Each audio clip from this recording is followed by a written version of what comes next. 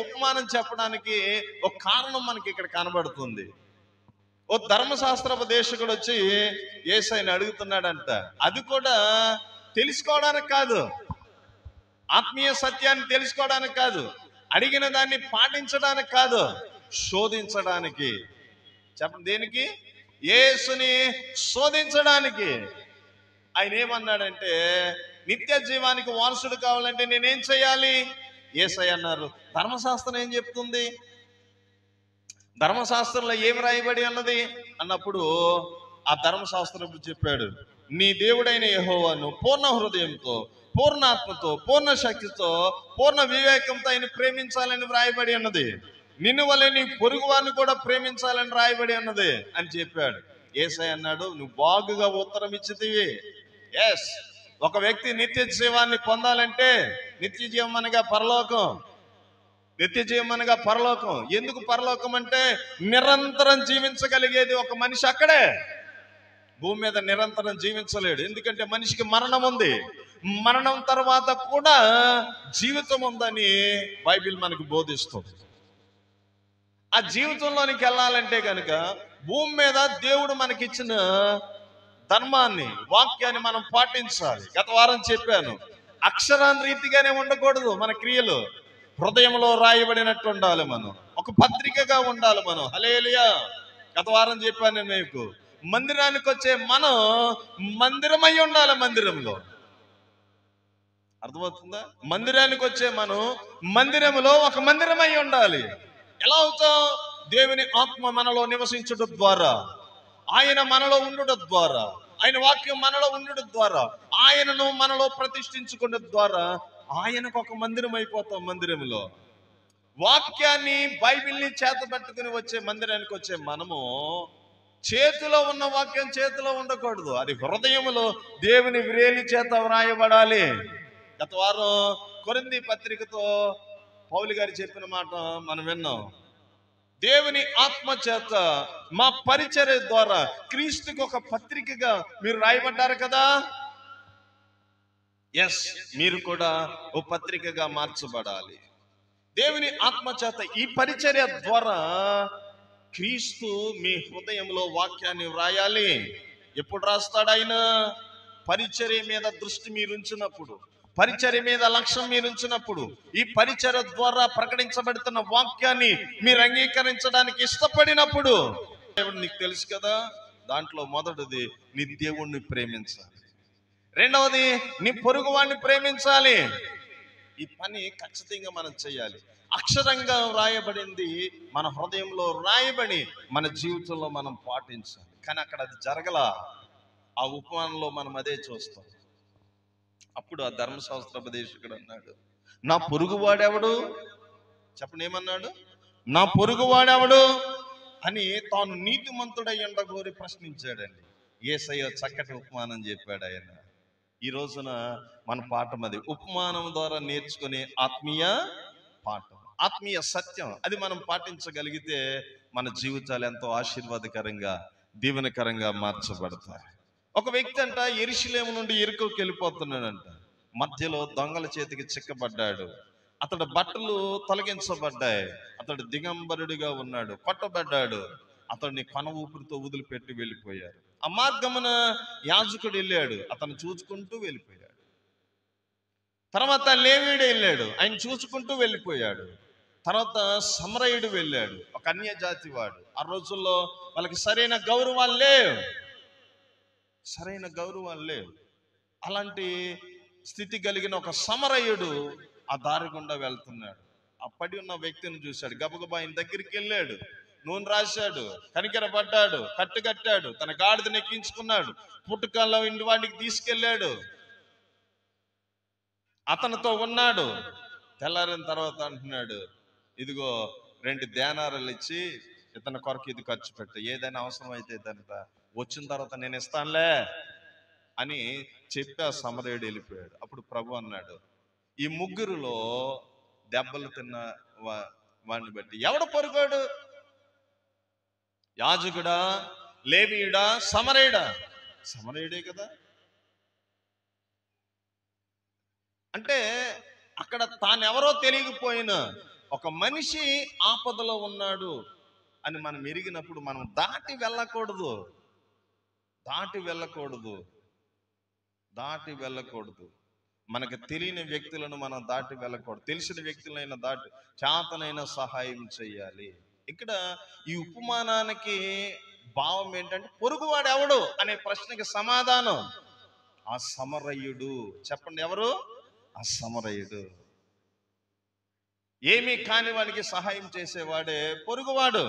నిన్ను వలె నీ పొరుగువాడిని ప్రేమించండి అనడానికి గల కారణం ఏంటంటే, మనం ఊర్లంటా వెళ్తున్నప్పుడు, ప్రయాణాలు చేస్తున్నప్పుడు కొన్ని సందర్భాల్లో ఎంతో మంది ఇలాంటి వాళ్ళు మనకు కనబడతారు, సహాయం కొరకు ఎదురు చూస్తారు. ప్రభు వాక్యం అంటది కదా, చేతనైన సహాయం మీరు చెయ్యండి. అది భక్తిలో ఒక భాగం.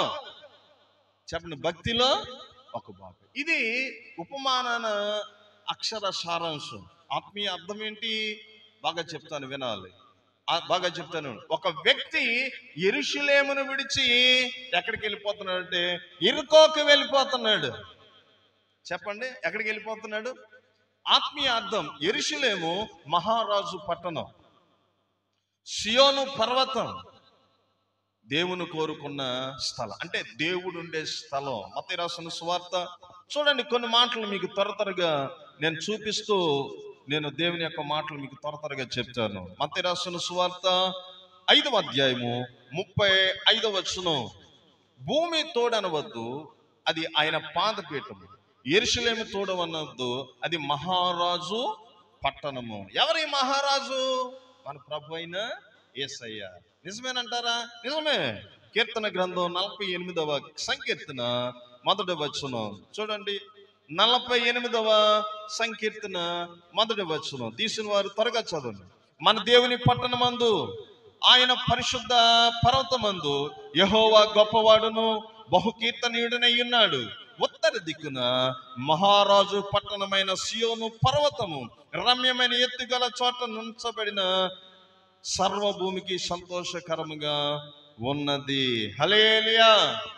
ఇక్కడ కీర్తనకారుడు అంటున్నాడు, కోరాహు కుమారులు అంటున్నారు, మన దేవుని పట్టణమందు, ఆయన పరిశుద్ధ పర్వతమందు యెహోవా గొప్పవాడు బహు కీర్తనీయుడు. అది ఉత్తర దిక్కునున్న మహారాజు పట్టణమైన సియోను పర్వతము. అది ఆయన పరిశుద్ధ స్థలం. అక్కడున్నాడు ఆయన. ఆయన పట్టణం అది. యెరూషలేము అనేది దేవుడుండే స్థలం. ఆధ్యాత్మికంగా మనం ఆలోచన, దేవుని మందిరమే, నువ్వు రక్షించబడిన జీవితమే, ప్రభు నీకు ఇచ్చిన ప్రార్థనా జీవితమే, ప్రభు నీకు ఇచ్చిన ఆత్మీయ జీవితమే యెరూషలేము అంటే. అక్కడున్న ఒక వ్యక్తి ఎక్కడికి వెళ్ళిపోతున్నాడంటే యెరికోకి వెళ్ళిపోతున్నాడు. యెరికో అనగా ఆత్మీయ అర్థం శాపగ్రస్తమైనది. చెప్పండి, ఏంటది? యెహోషువ గ్రంథం 7వ అధ్యాయం 1వ వచనం. యెహోషువ గ్రంథం 7వ అధ్యాయం. ఆ రోజుల్లో ఐగుప్తును విడిచిపెట్టి కానాను దేశానికి వెళ్తున్నప్పుడు దేవుడైన యెహోవా ఆ ప్రదేశాన్ని శబ్దమైన దానిగా ప్రకటించాడు. ఆయన 6వ అధ్యాయము 7వ వచనం. 7వ అధ్యాయం 1వ వచనం. 7వ అధ్యాయం 1వ వచనం. శపితమైన దాని విషయంలో ఇశ్రాయేలులో తిరుగుబాటు చేసిరి. 6వ అధ్యాయము 18వ వచనం. శపింపబడిన దానిలో కొంచెమైనను మీరు తీసుకుని ఎడల మీరు శాపగ్రస్తులై ఇశ్రాయేలు పాలెమునకు శాపం తెచ్చించి దానికి బాధ కలగచేదురు కనుక శపింపబడిన దానిని మీరు ముట్టకూడదు. చెప్పండి, ఏం చేయకూడదు? చెప్పండి, ముట్టకూడదు. 7వ అధ్యాయము 11వ వచనం. ఇశ్రాయేలు పాపం చేసి ఉన్నారు, నేను వారితో చేసిన నిబంధనను వారు మీరి ఉన్నారు. శబ్దమైన దానిని కొంత తీసుకొని దొంగిలి బొంకి తమ సామానుల్లో దాన్ని ఉంచుకొని ఉన్నారు. ఇన్ని విషయాలు మీకు ఎందుకు చదివించానంటే, ఈ 6, 7 అధ్యాయాలు యెరికో పట్టణాన్ని గురించి చెప్పబడినది. ఇశ్రాయేలు వెళ్ళిపోతున్నప్పుడు ఐగుప్తు దేశానికి వీళ్ళ మార్గ మధ్యంలో ఆటంకంగా వచ్చాడు. వాడు పట్టణం గుండా లోనికి వెళ్ళకోకుండా వాళ్ళని ఆటంకపరిచారు, వాళ్ళ గవిళ్ళు మూసుకున్నారు. ఆ కారణం చేత జరిగిన సంఘటన ఏంటో తెలుసా? యేసయ్య అన్నాడు, నేను దాన్ని శపించాను, మిమ్మల్ని వెళ్ళనివ్వట్లా, దాన్ని శపించాను నేను. ఆ కారణం చేత మీరేం చేస్తారంటే దాని చుట్టూ రోజుకు ఒక పర్యాయం తిరగండి, 7 రోజులు తిరగండి, 7వ రోజున 7 మార్లు తిరగండి. 7వసారి తిరుగుతున్నప్పుడు కేకలు పెట్టండి, మీరు యుద్ధం చేయకోకుండా ఎరుకో గోడలను కూల్చుతానన్నాడు యేసయ్య. గట్టిగా చప్పలు కొట్టి దేవుని మహిమ. ఎందుకు ఇవన్నీ చెప్తున్నానంటే, యెరూషలేము అతి పరిశుద్ధమైన స్థలము, దేవుని పట్టణము, మహారాజు పట్టణము. అది దేవుని మందిరానికి, దేవుడు నీకు ఇచ్చిన పరిశుద్ధ జీవితానికి సూచన, దేవుడు నీకు ఇచ్చిన కృపకు సూచన, దేవుడు నీకు ఇచ్చిన ప్రార్థనా జీవితానికి సూచన, దేవుని రాజ్యం కొరకు, దేవునితో ఉండుట కొరకు యేసయ్య నీకు ఇచ్చిన అర్హత. అక్కడి నుండి ఒక వ్యక్తి ఎరుకోకి వెళ్ళిపోతున్నాడు, ఉన్నతమైన స్థలంలో ఉన్న వ్యక్తి దిగి వెళ్ళిపోతున్నాడని వాక్యంలో మనం చదివా. శాపగ్రస్తమైన స్థలానికి వెళ్ళిపోతున్నాడు. అతను దిగుతూ ఉండగా దొంగల చేతికి చిక్కబడ్డాడు. ఎవరి చేతికి చెప్పండి, ఎవరి చేతికి? మన ఆత్మీయ పిల్లలకి నేను చెప్తున్నాను, మీరు క్రమాన్ని తప్పితే, సహవాసాన్ని కోల్పోతే, బైబిల్ చదివే క్రమాన్ని ఆటోమేటిక్ గా శత్రువు చేతిలోనికి వెళ్ళిపోతావు.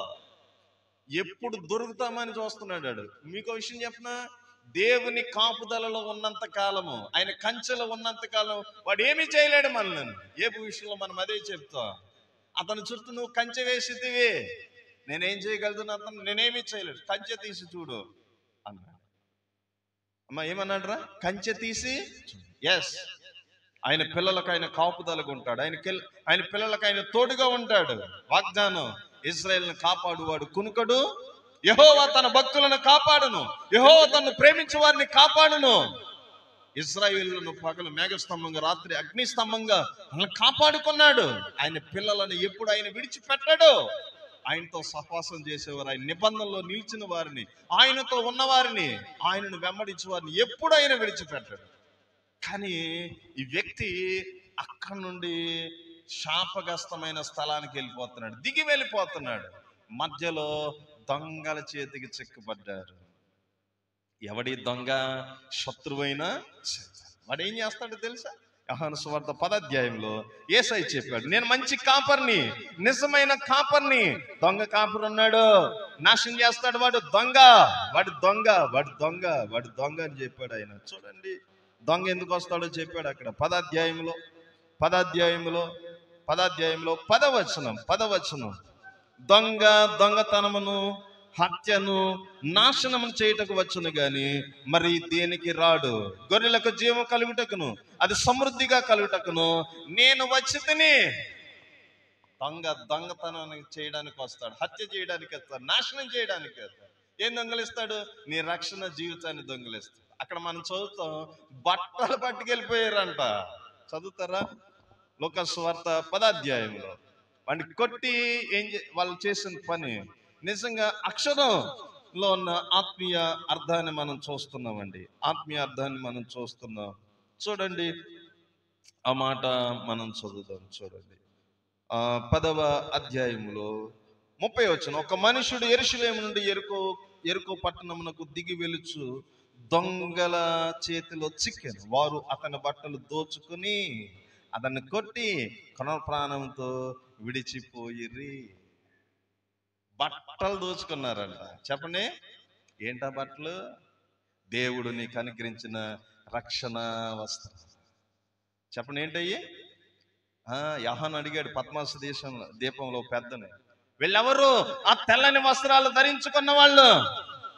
గొర్రె పిల్ల రక్తంలో తమ వస్త్రములను ఉతుక్కునిరి. ప్రకటన గ్రంథం 7వ అధ్యాయంలో 13వ వచనంలో అనుకుంటా ఆ మాటలు మనం చదువుతాం. చూడండి, లేక 13వ అధ్యాయంలో కానీ ఆ మాటలు మనం చదువుతాం. ఎవరు వీళ్ళు? 7:13 ప్రకటన. పెద్దలలో ఒకడు తెల్లని వస్త్రాలు ధరించుకునే వీరెవరు, ఎక్కడి నుండి వచ్చిరి అని నన్ను అడిగాను. అందుకు నేను, అయ్యా నీకే తెలియననగా అతడు ఇలాగూ నాతో చెప్పాను, వీరు మహాశ్రమ నుండి వచ్చిన వారు, గొర్రె పిల్ల రక్తములో తమ పాపములను ఉతుక్కొని వాటిని, తమ వస్త్రములను ఉతుక్కొని వాటిని తెలుపు చేసుకొనిరి. అమ్మా ఏం చేసుకున్నారంట? తెల్లని వస్త్రాలు. దేవుడు మనకు అనుగ్రహించిన రక్షణ. చెప్పండి, దేవుడు మనకు అనుగ్రహించిన. ఎప్పుడు వస్తుంది అది? ఎప్పుడు వస్తుంది అది? మన పాప మీద మనం గ్రహించి దాన్ని మనం ఒప్పుకున్నప్పుడు. వాక్యం చెప్తుంది కదా, యోహాను పత్రిక 1వ అధ్యాయం మనకు చెప్తుంది కదా, ఆయన కుమారుడైన యేసు రక్తము ఎవడైతే పాపాన్ని ఒప్పుకుంటాడో వాడిని ప్రతి పాపం నుండి, ప్రతి దుర్నీతి నుండి పవిత్రపరచును. గట్టిగా చప్పట్లు కొట్టి దేవుని మహిమ. అందుకే ప్రకటన గ్రంథంలో ఓ సంఘం గురించి మాట్లాడుతూ ఈ రీతిగా చెప్పబడింది. 3వ అధ్యాయం 4వ వచనం, ప్రకటన 3:4. అయితే తమ వస్త్రములను అపవిత్రపరుచుకొని కొందరు సార్దీసులో నీ వద్ద ఉన్నారు. అమ్మ వీళ్ళు ఏం పరుచుకోలేదంట? వస్త్రాల్ని అపవిత్రపరుచుకోలేదు. కొంతమంది అపవిత్రపరుచుకుంటున్నారు, రక్షణ జీవితాన్ని పాడు చేసుకుంటున్నారు, దొంగల చేతిలో చిక్కబడుతున్నారు, శాపగ్రస్తమైన దానిలోనికి నడుచుకుంటూ వెళ్ళిపోతున్నారు. కొంతమంది తమ తెలియకోకుండానే ఉచ్చులో పడిపోతున్నారు. ఎందుకంటే వాడు ఉచ్చులేస్తాడు, మన జీవితాన్ని పాడు చేయడానికి చూస్తాడు వాడు. రక్షణ వస్త్రాలు, బైబిల్ అంది తెల్లని వస్త్రాలు, దేవుడు మనకు అనుగ్రహించిన కృప. మరొక మాట చదువుతాం, అక్కడే మరొక సంఘంతో ప్రభు చెప్తున్న మాట, లవొదికయ సంఘంతో 3వ అధ్యాయము 16-17 వచనాలు. నువ్వు వెచ్చగానైనాను చల్లగానైనా ఉండక నులివెచ్చనిగానున్నావు గనుక నేను నిన్ను నా నోట్ల నుండి ఉమ్మే నిర్దేశించుతున్నాను. నువ్వు దౌర్భాగ్యుడును, దిక్కుమాలిన వాడును, దరిద్రుడును, గుడ్డిబాడును, దిగంబరునయ్యన్నానని ఎరుగక నేను ధనవంతుడను, ధనవంతు చేసి ఉన్నాను, నాకేమి కొదువని చెప్పుకొనుచున్నావు. సంఘంలో ఉన్న బిడ్డలతో మాట్లాడుతున్నాడు, సార్వత్రిక సంఘంలో ఉన్న బిడ్డలతోటి. ఆయన రక్తం చేత కనగబడి తమ జీవితాలను బాగు చేసుకున్న వాడితో ఇప్పుడు నువ్వు చల్లగా లేవు, వెచ్చగా లేవు, నులివెచ్చగా ఉన్నావు. నేను ఉమ్మేయాలనుకుంటున్నాను నీ మీద. నువ్వు దిక్కుమాలినోడు, దౌర్భాగ్యుడు, దిగంబరుడు అని ఎరగక నాకేంటి కొదువా, నేను ధనవృద్ధి చేసి ఉన్నాను అనుకుంటున్నా. కానీ నా దృష్టిలో ఎవడవో తెలుసా నువ్వు? నేను అనుగ్రహించిన రక్షణ, నేను అనుగ్రహించిన కృప, నేను అనుగ్రహించిన దీవెన, నేను అనుగ్రహించిన మందిరాన్ని పోగొట్టుకుంటున్నా. నీవు ఎవరో తెలుసా? దిక్కుమాలినవాడు, దరిద్రుడు, దిగంబరుడవు, దొంగల చేతిలో చిక్కబడతావు, దిగంబరత్వాన్ని వచ్చేస్తావు. అక్కడ మనం చదువుతున్నాం, వాడిని బట్టలు దోచుకున్నారు అంటే వాడి రక్షణ పోగొట్టుకున్నాడు. రెండోది వాడిని కొట్టారు. చెప్పండి, వాడిని కొట్టారు. యెషయా ప్రవక్త అంటాడు ఏమన్నా తెలుసా? అరికాలు మొదలుకొని శిరస్సు వరకు ఎక్కడ చూసిన గాయాలే, పచ్చి పుండ్లే, అవి కట్టబడలేదు, పెండబడలేదు, తైలంతో మెత్తన. ఏంటి ఆ గాయాలు? చాలాసార్లు చెప్పాను. యెషయా గ్రంథం 1వ అధ్యాయం. దేవుడైన యెహోవా అంటాడు 1వ అధ్యాయం 2వ వచనం, ఆకాశమా ఆలకించు, భూమి చెవియొగ్గు, నా పిల్లలను పెంచి గొప్పవారిగా చేశాను, వాళ్ళు నా మీద తిరుగుబాటు చేశారు, పాపిష్టిచనంగా దోషభరితమైన ప్రజల్లాగా అయిపోయారు. ఎద్దు తన కామందుని ఎరుగును, ఎద్దే తన సొంత వాణ్ణి దొడ్డు ఎరుగును. నా పిల్లలకు జ్ఞానం లేదు, నేనంటే లెక్కలేదు. అరికాలు మొదలుకొని శిరస్సు వరకు ఎక్కడ చూసినా గాయాలే, పచ్చిపుండ్లే. కొట్టారు, వాడు గాయపరచబడ్డాడు. దాని అర్థమైన రక్షణ జీవితం ఎప్పుడైతే పోయిందో మనిషి పాపం చేయడానికి అలవాటు పడతాడు, పాపంలోనికి జారిపోతాడు. కొన ప్రాణంతో ఉన్నాడంట. చెప్పండి దేంతో ఉన్నాడు? కొన ప్రాణంతో ఉన్నాడంట. ఆ సమయంలో సహాయం కొరకు ఎదురు చూస్తున్నాడు. దేని కొరకురా? బైబిల్లో ఓ మాట మనం చదువుతాం. ఒక ఆయనంట గుంట్లోకి వెళ్ళిపోయాడంట. ఐజు గారు ఎక్కడికి వెళ్ళిపోయాడు? గుంట్లోకి, జిగట కలిగిన ఊబిలోకి వెళ్ళిపోయాడంట. ఈ వ్యక్తి వల్లే ప్రభువు కొరకు ఎదురు చూశాడంట. ఎవరి కొరకు? సహాయం కొరకు ఎదురు చూశాడంట. 40వ అధ్యాయం 40వ కీర్తన మొదటి చరణం చూడండి. 40వ కీర్తన మొదటి చరణం, అద్భుతమైన మాట. యెహోవా కొరకు నేను సహనంతో కనిపెట్టుకుంటుని, ఆయన నాకు చెవియెక్కి నా మొర్ర ఆలకించెను. నాశనకరమైన గుంటలో నుండి, జిగట గల దొంగ ఊపిలో నుండి ఆయన నన్ను పైకెత్తెను. నా పాదములు బండ మీద నిలిపి నా అడుగులు స్థిరపరచను. ఎదురు చూశాడు భక్తుడు. తాను పడిన గుంటలో నుండి, తాను పడిన జిగట కలిగిన ఊబిలో నుండి సహాయం కొరకు ఎదురు చూశాడు. ఏది ఆ గుంట? ఏది ఆ జిగట కలిగిన ఊబి? అంటే పాప జీవితమే, దోషభరితమైన జీవితమే, దేవునికి విరోధమైన బ్రతికే. ఎదురు చూశాడు సహనం కొరకు. ప్రభువా నన్ను కనికరించవా, చెప్పండి, ప్రభువా నన్ను కనికరించవని ఎదురు చూశాడు. ప్రభు వచ్చాడంట, అతని గుంటలోంచి పైకి లేపి తన అడుగులు బండ మీద స్థిరపరిచాడంట. బండనగా యేసే. చెప్పండి, బండనగా యేసే. సంఘంలో మనలా పెట్టాడు. చెప్పండి, సంఘంలో ఆ ఉపమానంలో అదే మనం చూస్తాం. సహాయం కొరకు ఎదురు చూస్తున్నప్పుడు ఒక యాజకుడు వచ్చాడు, దాటి వెళ్ళిపోయాడంట. చెప్పండి, ఏమి వెళ్ళిపోయాడు? దాటి వెళ్ళిపోయాడు. లేవీడు వచ్చాడు, లేవీడు కూడా దాటి వెళ్ళిపోయాడు. ఎందుకు వెళ్ళిపోయారు వీళ్ళిద్దరును? ధర్మశాస్త్రాన్ని ఎరిగినోళ్లే కదా, వాక్యం ఎరిగినోళ్లే కదా, కానీ ధర్మశాస్త్రంలో కొన్ని వాళ్ళని ఆటంకపరిచినాయి. ఏంటి ఆటంకపరిచినాయి? వాళ్ళు ఒక ప్రతిష్ఠితమైన ప్రజలు, ఆ స్థితిలో ఉన్న వాళ్ళు, వాళ్ళకి శాపగ్రస్తులు. వాళ్ళు ముట్టుకుంటే వీళ్ళు మైలు పడతారు. వాక్యం ఆ రీతిగా సెలవిస్తుంది. అందుకే బైబిల్ చెప్తుంది, ధర్మశాస్త్రం ఏది చెయ్యజాలకపోయానో అది మన ప్రభు చేసి చూపించాడు. గట్టిగా చప్పట్లు కొట్టి దేవుని మహిమ. గత వారం చెప్పాను. అందుకే మొదటి దానిలో లోపం ఉంది కాబట్టి రెండో దానికి అవకాశం వచ్చింది. మొదటిది రాతి మీద రాయబడిన అక్షరం, రెండవ నిబంధన మన హృదయాల్లో రాయబడిన అక్షరం. అప్పుడే మనం ఆయనకి పత్రిక అవుతాం. రోమీయులకు రాసిన పత్రిక 8వ అధ్యాయము 1వ వచనం. రోమ పత్రిక 8వ అధ్యాయం 1వ వచనం. కాబట్టి క్రీస్తు 8వ అధ్యాయం 1వ వచనం. క్రీస్తు యేసునందున్న వారికి ఏ శిక్ష విధి లేదు. క్రీస్తు యేసునందు జీవమిచ్చు ఆత్మ యొక్క నియమము పాప మరణముల నియమం నుండి నన్ను విడిపించను. ఎట్లనగా ధర్మశాస్త్రం దేనిని చేయజాలకపోయెనో దాన్ని దేవుడు చేసేనో. హల్లెలూయా. ఎవరా దేవుడు? మన కొరకు ప్రాణం పెట్టిన యేసయ్య. ధర్మశాస్త్రం చెప్పింది ప్రేమించమని పొరుగు, కానీ ప్రేమించలేకపోయింది. చెప్పింది ధర్మశాస్త్రం ప్రేమించమని, కానీ ప్రేమించలేకపోయింది. ప్రజలు దాని క్రియల రూపంలో చేయలేకపోయారు. ధర్మశాస్త్రాన్ని అడ్డు పెట్టుకుని బ్రతికారు.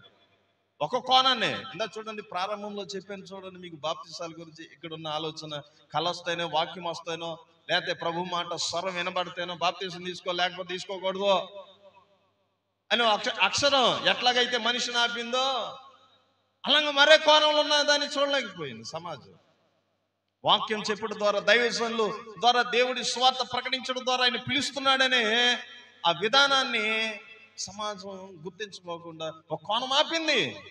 ఇక్కడ ధర్మశాస్త్రం ప్రేమించమని చెప్పింది, కానీ మరొక కోణం ఏం చేసిందంటే, ఒరే వాళ్ళని ముట్టుకుంటే వాళ్ళ శాపగ్రస్తులు, వాళ్ళ కర్మ అనిపిస్తారు, వాళ్ళని ముట్టుకుంటే నువ్వు ప్రతిష్ఠితమైనడివి, ముట్టుకుంటే కనుక మైలు పడిపోతావురా, మళ్ళా మందుల్లోనికి వెళ్ళడానికి అవకాశం లేదురా, కొన్ని రోజులు పాలనికి వెలుపులు ఉండాలరా, శుద్ధీకరణ జరగాలరా నీకు అని మరో పక్క ధర్మశాస్త్రం చెప్పింది. చూసారా? అందుకే వాళ్ళిద్దరూ దాటి వెళ్ళిపోయారు. ఏమైపోయారా? దాటి. కానీ ఒక ఆయన వచ్చాడు, సమరయుడు. ఎవర్రా? మన యేసయ్యకి పెట్టిన పేరు మంచి సమరయుడు. పాడతాం కదా, నా మంచి సమరయుడా. బైబిల్లో కూడా ఆయన ఏమన్నారంటే సమరయుడా. చెప్పండి, ఏమన్నారు?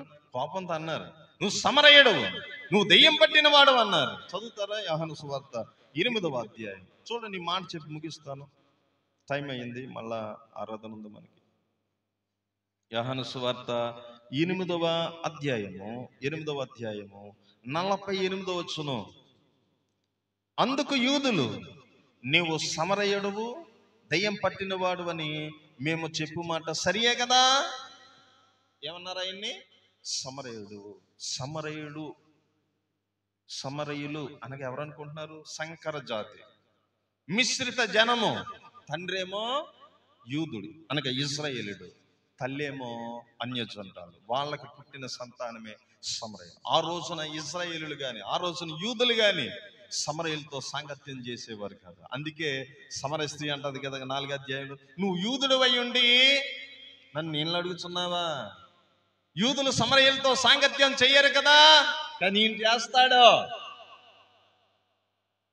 ఎందుకంటే వాళ్ళ కోసం వచ్చాడు ఆయన. అందుకే రోమ పత్రికలో పౌలు అంటాడు, చాలా వాక్యాలు ఉన్నాయి కానీ ఒక మాట చెప్తున్నాను, ధర్మశాస్త్రం ఏది చేయజాలకపోయిందో చెప్పండి చెప్పండి చెప్పండి. దేవుడు అది చేశాడు. సరే వెళ్ళి సాయం చేసి వారం రోజులు బయట ఉండొచ్చు కదా, ఏమైంది? తర్వాత పవిత్రపరచబడి నీ సేవ నువ్వు చేసుకోవచ్చు కదా, ఏమైంది? కొంతమంది విడ్డూరాళ్ళు ఉన్నారు కొంతమంది అక్షరాన్ని అడ్డు పెట్టుకుని భక్తి చేసేవాళ్ళు ఉన్నారు. గత వారం చెప్పారు, మీరు ఇంకా అక్షరంలోనే ఉన్నారు, ఆత్మ సంబంధమైన పరిచయంలోనికి ఇంకా రాలా. ఆ సమరయుడు వచ్చాడండి, అతని అందుకు కనికెరపడ్డాడు. హల్లెలూయా. వాడు ఏ జాతి అయితే నాకెందుకు, ఏ కులమైతే నాకెందుకు, ఏ మతమైతే నాకెందుకు, వాడు లేవీడా, యాజకుడా, యూదుడా, లేక నా సొంత జనాంగమా, ఏ జనం, ఎవడైతే నాకేంటి? జాలి పడ్డాడు, కనికెర పడ్డాడు, దగ్గరికి వెళ్ళాడు, గాయాలను కట్టాడు, నూనె రాశాడు, గుట్ట కట్టాడు, తన వాహనం మీద ఎక్కించుకొని పూటకాళ్ళ ఇంటి వానికి తీసుకెళ్ళాడు. అవును, పాపులమైన మనందరం సాతాను చేతిలో మనం ఉన్నప్పుడు, బలహీనులుగా ఉన్నప్పుడు, భక్తిహీనులుగా ఉన్నప్పుడు, జీవితాలను పాడు చేసుకుంటున్నప్పుడు ఆయన కుమారుడిగా ఈ లోకానికి వచ్చాడు, మన కొరకు ప్రాణమే పెట్టాడు ఆయన. హల్లెలూయా. ఈ రోజుల్లో కూడా ఎన్నో పర్యాలు మన బతుకులు పాడు చేసుకుంటుంటే ఆత్మరూపిగా ఎన్నోసార్లు ఆయన మన దగ్గరికి వచ్చాడు. మీకు తెలుసా? వాక్యం ద్వారా ఎన్నోసార్లు నిన్ను హెచ్చరించాడు తెలుసా? నీ దైవజనుడి ద్వారా నీ బ్రతుకు కట్టబడాలని ఎన్నోసార్లు ప్రభు వ్యక్తిగతంగా నీతో మాట్లాడాడు తెలుసా నీకు? కానీ ఈనాటి సమాజం గుర్తించట్లేదు. సంగమా, గుర్తించండి. ఎన్నోసార్లు ప్రభు మిమ్మల్ని దర్శించాడు. గత పాఠంలో కూడా చెప్పాను, ప్రభు నిన్ను దర్శించిన కాలం నువ్వు ఎరగకుంటేవి ఎరగండి. మంచి సమరయుడిలాగా ఎన్నోసార్లు నీ దగ్గరికి వచ్చాడు. గత వారం గుర్తు చేశారు మీకు, వాడు 38 ఏండ్ల నుండి బెతస్తా కోనేటి దగ్గర ఉన్నాడు, బాగుపడాలనుకుంటున్నాడు, వాడి వల్ల కావట్లా. వాడప్పటికి బహుకాలము నుండి ఆ స్థితిలోనే ఉన్నాడని ఎరిగి యేసయ్య వాడి దగ్గరికి వచ్చాడు. బాగుపడతావా? ఈ రోజున చాలా మంది యెరూషలేములో ఉన్నారు మనలో. ఈ రోజున మనలో చాలా మంది యెరూషలేము నుండి యెరికోకి ప్రయాణం చేస్తూ దొంగల చేతికి చిక్కబడిన వాళ్ళు ఉన్నారు. నువ్వెక్కడున్నా సరే ప్రభు అంటున్నాడు ఈ పూట, ఏమన్నా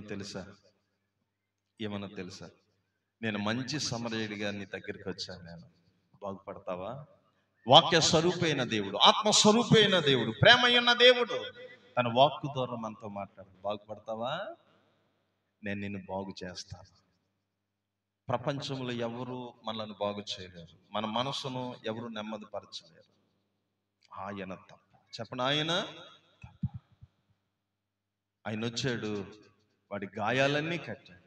నీ గాయాలు కూడా నా గాయాలు కూడా కట్టగలిగిన వాడు మన ప్రభు అయిన యేసయ్య. పూటకోళ్ళ ఇంటికి ఆయన చేర్చాడు. పూటకోళ్ళ వాని ఇల్లు దేవుని సంఘం.